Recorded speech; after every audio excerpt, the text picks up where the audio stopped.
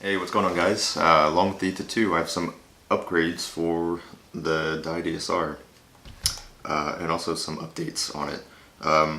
So first off, upgraded trigger. Got a deuce trigger from Vintage Paintball. It's a 3D printed trigger. I'm not sure what kind of plastic it's made out of, but it's made out of plastic. If you're interested in getting a 3D printed trigger for the DSR to resolve some ergonomic issues, for the stock trigger, you may be disappointed as I was.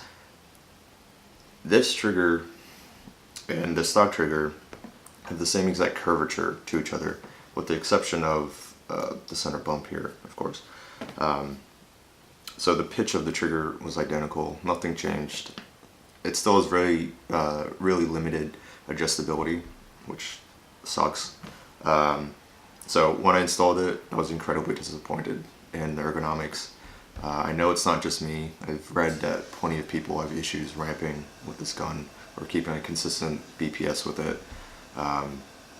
So I was pretty heartbroken buying such an upgrade and it just falling flat on its face, really. And I started thinking, like, what's making this different than other markers? It's a pivot point. Is it the pitch or the curvature of the marker or of the trigger? So I started thinking maybe I can bend the stock aluminum trigger and change the pitch of it, pulling the trigger out. I was like, wait a second, I have a heat gun. This is a plastic trigger. So I took a heat gun to it and melted the bottom portion of it and bent the trigger out. Just the bottom portion. I bent it out 1/8 of an inch. Changed everything ergonomically. The feel is still terrible, but ergonomically, you can actually I can keep a very good rate of fire with this now. So if you have a plastic printed trigger, you don't like it, melt it. Not too much though, just melt it. Huge improvement. Just FYI, Dye does sell an aluminum trigger, aluminum billy wing trigger, not deuce, but billy wing trigger on their site for $37 also. So check that out. As you can see, also got the Lockdown 2 feedneck. It's a good upgrade. I recommend it. It's very easy to install. Kind of sits there kind of loosely, actually. I just loosen this a little bit more. I should be able to just yank this off. Yeah, just like that. So, bit of a update on my last outing with this marker. This collar screws into the body. This came loose on me when I was out in practice last. I don't like when manufacturers do that. Really hate that. I didn't even see any Loctite on the feed neck. So, just something to be aware about. The major issue though of that day was I was shooting some paint that I don't normally shoot. It was Vulcan Reserve. I was at a field that I don't usually play at. Apparently Vulcan Reserve is relatively fragile paint, but I think I had a horrendous batch of paint. I was breaking paint every 10 balls, like badly, just destroying paint. So I switched guns to a Vanquish. My ETA 2. I think I might have switched to another gun too. I don't remember, but they were all breaking paint, but this was breaking paint at an unprecedented level. So I looked into it, joined the DSR owners group. Join them if you have a DSR. They're nice people. They respond quickly, and I started posting about my issues, and I quickly found that this is not an uncommon issue. The DSRs break a lot of paint. People are like, you gotta upgrade the parts. As I mentioned in my last video, that's something I was working on.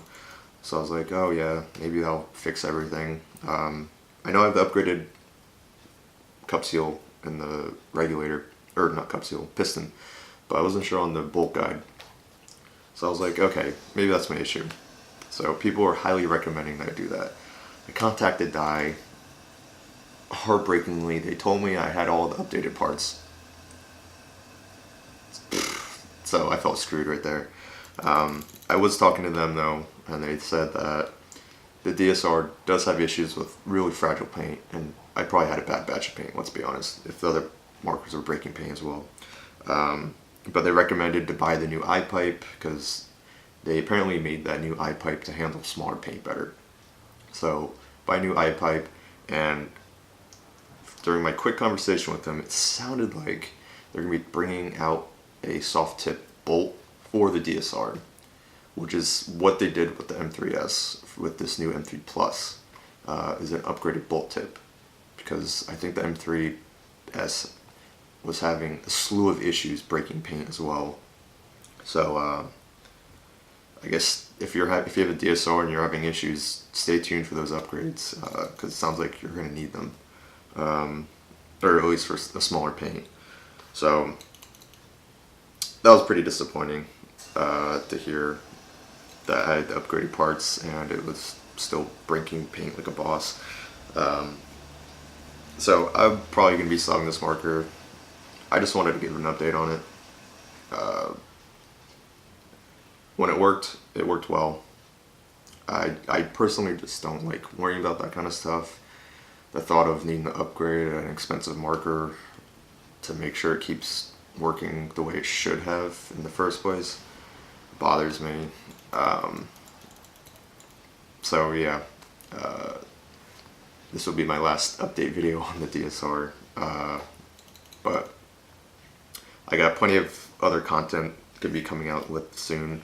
Got a bob long phase here with the reflex engine.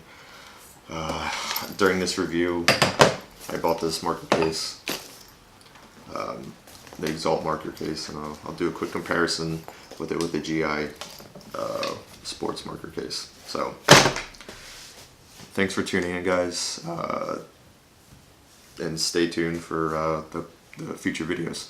Thanks.